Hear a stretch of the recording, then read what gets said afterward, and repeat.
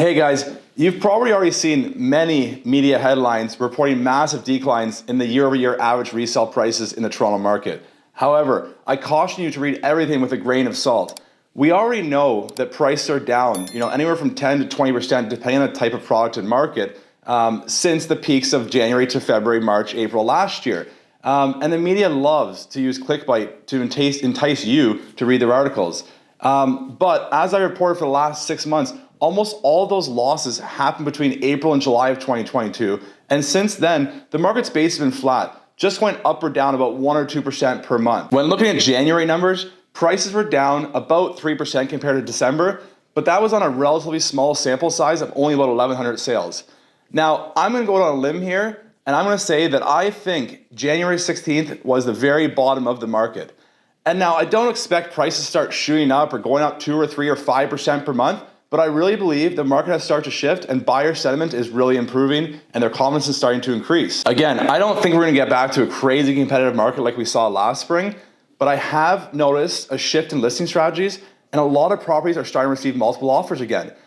Now, when you look at listing a property, there's really only two main strategies that a seller will use. One, you price the property at what you believe market value is, and you just accept offers anytime and you hope to sell for close to your listing price. And the second strategy is you price the house way below what you believe market value is, and that's in an effort to attract a lot of attention and attract multiple offers, which often drives the sale price up, and you might even get more than your expectations.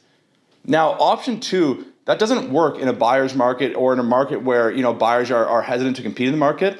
That strategy worked like consistently, right from kind of call it 2017, right until the market kind of slowed down in April of 2022.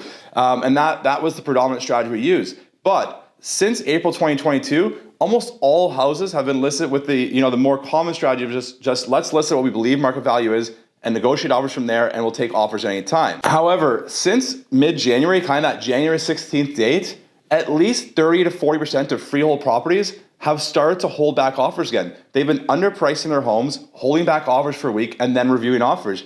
And in most cases, they're receiving multiple offers again, and homes are selling well above the asking price. And I'm seeing this from all across the East End and the West End, areas like Leslieville, the Beach, the Kingsway, Swansea, Bloordale Village. All these areas now are starting, a lot of homes are starting to hold off offers and attract a bunch of offers and get over asking price. And I'm not talking about inexpensive first-time buyer homes. These are homes that are in the $1.5 to $2.5 million range.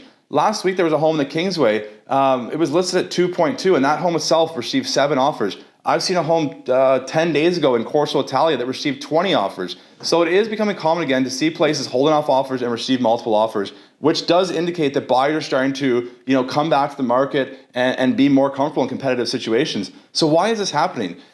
First off, we still have a massive shortage of inventory, and that does not seem to be changing anytime soon. Secondly, there was a Bank of Canada announcement about 2 weeks ago where rates did go up by 25 basis points, but at the same time, the Bank of Canada has indicated that's probably the last rate hike, at least for the foreseeable future. Now that could change, and if that does change, that will have its impacts on the market for sure. And thirdly, I think a lot of it is that buyers who want to buy in early 2022 are now seeing that clearly the evidence shows that prices are down, again, 10% to 20%, depending on the type of product, from back in early 2022. So they see them get discounts now, and they also see, okay, I think the Bank of Canada has done hiking interest rates, so they can do a better budget analysis, and they know, okay, this is the rate we're going to pay, at least for the next 1 or 2 or 3 year term, and they can really figure out, what their affordability is, and have some sort of, assurances that the rates aren't going to go up again a huge amount on them. So just in general, they're feeling a lot more confident to get back in the market. So I'm really excited to watch the market over the next, few months particularly, and I believe that when February market stats are released, which will be the first week of March, I believe there will be a month-over-month gain from looking back at January. So February's prices will be, an average sale price will be higher than that in January, and buyers are coming back to the market, and the market seems to be picking up. But again, don't take this, for me saying that the market's going to shoot back up 10 or 15% this year. I really don't think that's going to happen, but I just do feel like we may have hit that bottom market, and now prices are going to start to, at the very least, stabilize and continue to have like a slow upward trajectory. But of course, I'll keep my eye on the market. I'll report back to you. Until then, have a great week, and we'll talk to you soon. Bye.